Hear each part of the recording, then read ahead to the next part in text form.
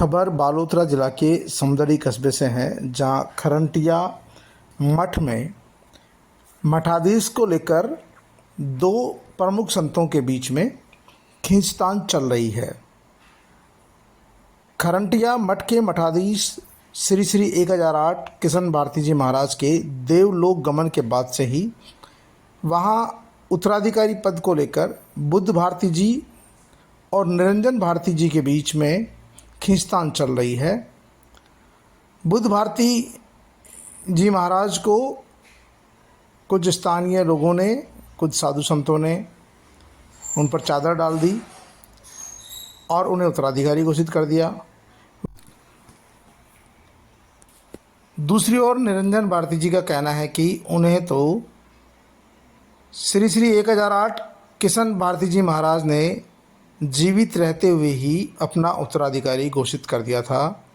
यहाँ तक कि मठ का वसीयतनामा भी मेरे नाम कर दिया गया था।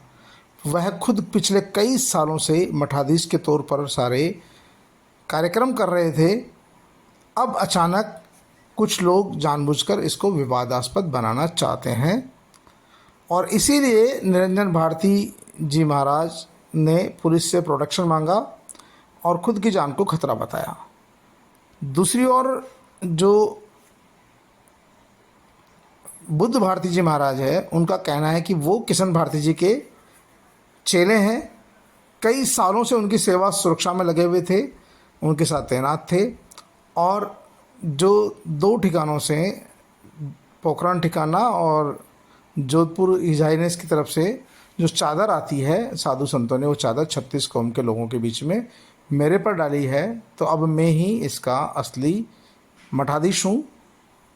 हालांकि अभी तक इसकी आधिकारिक रूप से घोषणा नहीं हुई है, आपसी सहमति नहीं बनी है, लेकिन जो बुद्ध भारती जी महाराज है वो अपने आप को इसका मठाधीश बता रहे हैं, घोषित कर रहे हैं और उनका दावा है कि उन्हें सभी लोगों का साथ और समर्थन है और इसमें किसी तरह का विवाद नहीं है, क्योंकि यह जो चादर है सब लोगों ने अपनी मर्ज़ी से मुझे ओढ़ाई है और अब मैं इस मठ का संचालन करूंगा। दूसरी ओर आप खुद ही सुन लीजिए, जो बुद्ध भारती जी महाराज है उनका क्या कहना है, आप खुद सुने।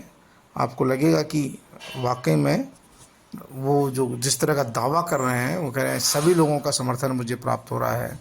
दूसरी तरफ आप खुद देख सकते हैं निरंजन भारती जी महाराज है, जो किशन भारती जी महाराज के देवलोक गमन के बाद से लगातार इस मठ का पूरा कार्यभार संभाल रहे थे और बताया जा रहा है कि उनके जीते जी भी यही सारा कार्यभार संभाल रहे थे। उनके पक्ष में ही बड़ी संख्या में साधु संत है, स्थानीय लोग है और वही 36 जाति के लोगों का समर्थन उनको भी मिल रहा है। तो एक तरफ निरंजन भारती जी खुद को असली मठाधीश बता रहे हैं, गादीपति बता रहे हैं। दूसरी तरफ निरंजन भारती के दावे के विरोध में बुद्ध भारती जी महाराज ने दावा किया। मेरे साथ ही है, पढ़ना जो है वो मेरे सिर ऊपर है। ऐसे 2014 हूँ मैं बाबा जी किशन भारती जी शिष्य हूँ और यूँ बींजा बाबा मठ में सेवा देते 20-25 साल हो गई। बाबा जी जो भी कृपा हुई उन्हें शिष्य बनाया उन्हें मैंने 2014 हूँ प्रथम शिष्य हूँ दादा किशन भारती जी।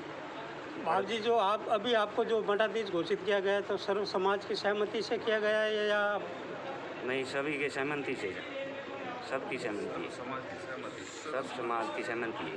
सर, चादर ओढ़ाने में किन का संपूर्ण मठाधीशों का सहयोग रहा है?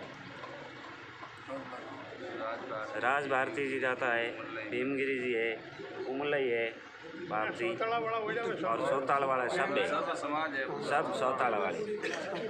अभी आपके ऊपर जो पूरा भार आया हुआ है, अभी आपको इस मठ का पूरा दायित्व निभाना है, तो किस तरीके से बाबा जी आप आगे निर्वहन करेंगे?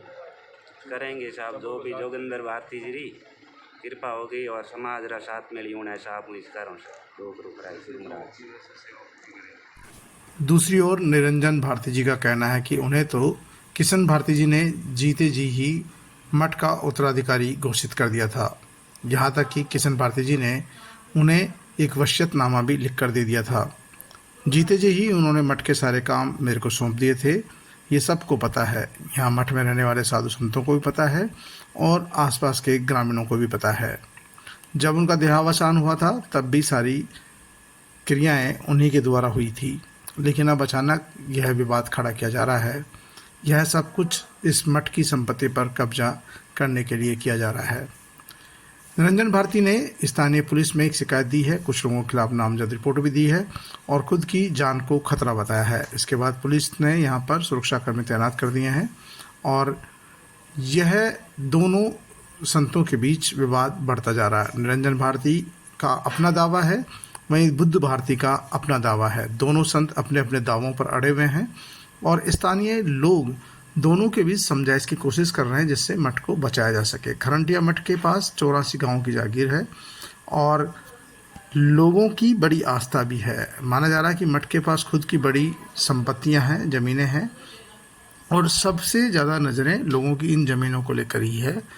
ऐसे में माना जा रहा है कि जब तक यह विवाद का हल नहीं होगा तब तक यहाँ पर पुलिस प्रशासन के लोग भी तैनात रहेंगे, क्योंकि कोई भी नहीं चाहता विवाद बढ़े। अभी तक इस मामले में किसी भी तरह का कोई फैसला नहीं हुआ है।